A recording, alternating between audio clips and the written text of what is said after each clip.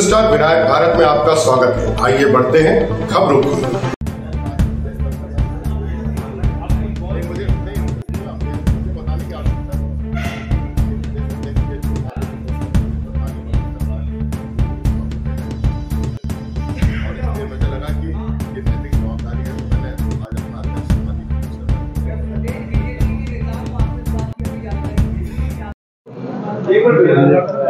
Media के सभी मित्रों का स्वागत है और संभवतः साथ पहली बार मैं व्यक्तिगत रूप से प्रेस कॉन्फ्रेंस कर रहा हूं। हमेशा आप सबके बीच में रहा हूं। लगभग 40 साल की मेरी राजनीतिक यात्रा है। पारिवारिक पृष्ठभूमि मेरी हमेशा, मेरे पिताजी जनसंघ के अध्यक्ष रहे, विधानसभा का चुनाव लड़े, मीसाबंदी रहे, जेल गए, जनता पार्टी बनी, उसके अध्यक्ष रहे और उसके बाद से 1980 से मेरी यात्रा प्रारंभ हुई। आप सबके स्नेह आशीर्वाद से इस शहर की राजनीति में आप सबने मेरा एक बड़ा विशिष्ट स्थान बनाकर रखा। इस पूरी यात्रा में बहुत सारे उतार चढ़ाव आप सबके साथ मैंने देखे। 1980 में भारतीय जनता पार्टी का गठन हुआ और उसके बाद पहली बार 42 साल बाद पिछड़े वर्ग का भारतीय जनता पार्टी का कोई अध्यक्ष बना। 26 जनवरी को मैं भारतीय जनता पार्टी के अध्यक्ष के रूप में मैंने पदभार ग्रहण किया और पद ग्रहण करने के बाद से लगातार मेरे खिलाफ कहीं ना कहीं एक बड़ा वातावरण बनाने का प्रयास जबलपुर शहर के बहुत जिम्मेदार लोगों ने किया। लेकिन आप सबके आशीर्वाद से, आप सबके सहयोग से लगातार जबलपुर शहर में भारतीय जनता पार्टी के बहुत सारे कार्यकर्ताओं का आशीर्वाद रहा और मैं लगातार संगठन को मजबूत दिशा देने में काम करता रहा और लगातार जो कार्यक्रम आए उसमें जिले के पदाधिकारियों के सहयोग के नहीं होने के बावजूद भी भारतीय जनता पार्टी के बहुत सारे कार्यकर्ताओं ने मिलकर उस पूरे कार्यक्रम को बहुत अच्छा बनाया। माननीय शिवराज जी हमारे नेता थे, माननीय शिवराज जी हमारे नेता है और माननीय शिवराज जी नेता हमारे जीवन पर्यंत, जब तक मैं जिंदा हूं तब तक वो रहेंगे। आज आप सबसे बात करने का उद्देश्य ये था कि 21 तारीख को जबलपुर शहर में हमारा केंद्रीय नेतृत्व जबलपुर आया हुआ था। प्रदेश के हमारे प्रभारी माननीय भूपेंद्र यादव जी जबलपुर आए थे, माननीय हितानंद जी जबलपुर आए थे और जैसा कि आप सबको मालूम है कि चुनाव में पूरे विधानसभाओं में हमारे प्रभारी आए हुए हैं और वो प्रभारी उत्तर प्रदेश और बिहार से आए हुए हैं। तो उनको कुछ ना कुछ टिप्स देने के उद्देश्य से माननीय भूपेंद्र यादव जी ने जबलपुर आगमन हुआ था। मैं उनको एयरपोर्ट लेने गया।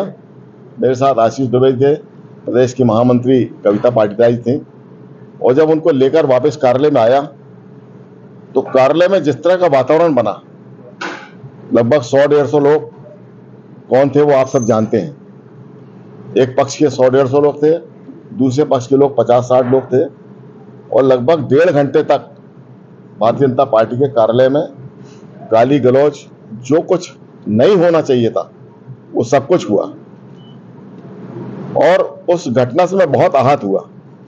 मैंने लगातार कोशिश की कार्यकर्ताओं को समझाने की, बहुत ताकत के साथ मैंने कार्यकर्ताओं को रोकने की कोशिश की, बहुत हद तक सफल भी रहा और उसके बाद भारतीय जनता पार्टी के उस कार्यालय से मैं उन सारे लोगों को निकालकर बाहर लेकर आया और उसके बाद वो बैठक चली।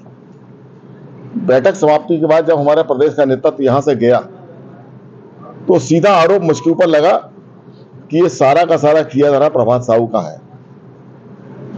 मुझे लगा कि जब दूसरे दिन हमारे केंद्रीय नेता ने जब मुझे इस बात की जानकारी दी तो मैं बहुत हतप्रभ रह गया। मित्रों, आप सब उस बात के गवाह हैं कि घटना जो उस दिन हुई है 21 तारीख की, आप सब लोगों ने वीडियो फुटेज भी देखे होंगे और लगातार जिस तरह से मेरे ऊपर मानसिक रूप से दबाव बना तो मुझे लगा कि मेरे कार्यकाल में मेरे अध्यक्ष रहते हुए भारतीय जनता पार्टी के कार्यालय में जो अशोभनीय घटना हुई उससे मैं बहुत अंदर से टूट गया, क्योंकि मेरे कार्यकाल में यदि मैं अध्यक्ष रहते हुए नहीं रोक पाया, लेकिन जब एक बड़ा मुआव आता है तो कहीं ना कहीं उसको रोकने की कोशिश भी होती है, लेकिन बहुत हद तक सफल होते नहीं होते। हमारा केंद्रीय नेता तो माननीय अमित शाह जी आए।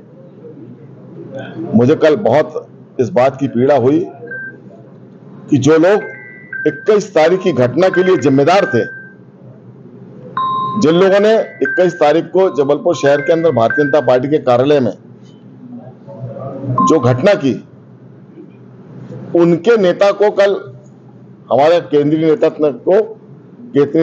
नेता से हमारे नेताओं ने उनको बाकायदा 5 मिनट का समय दिलाया, उनसे बातचीत हुई।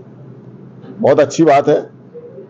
और माननीय अमित शाह जी ने उनसे बातचीत की, उनको आश्वासन जो भी दिया वो मुझे नहीं मालूम, लेकिन मुझे लगा कि जो जिन पर अनुशासन की कार्रवाई होना चाहिए थी या जिन लोगों ने ये घटना को अंजाम दिया, उन पर पार्टी का कहीं ना कहीं शिकंजा कसा जाना चाहिए था। वो कसने की बजाय उनको यदि इस तरह से प्रोत्साहित किया जाएगा तो मुझे लगा कि मेरा अध्यक्ष पद पर रहना उचित नहीं है। और इसलिए मित्रों, मैं आज आपके माध्यम से भारतीय जनता पार्टी के प्रदेश अध्यक्ष को अपना इस्तीफा भेज रहा हूं और उनसे आग्रह कर रहा हूं कि 21 तारीख की घटना की जांच वो अपने स्तर पर करें। उसका वीडियो फुटेज है, कार्यालय में है, और मुझे लगता है आप सब मित्रों के पास भी होगा। मैं आज आपको साक्षी मानकर ये बात कह रहा हूं कि यदि 1% भी मैं उस पूरी घटना में जवाबदार हूंगा, मैं पर्यंत जीवन पर्यंत राजनीति से दूर रहूंगा।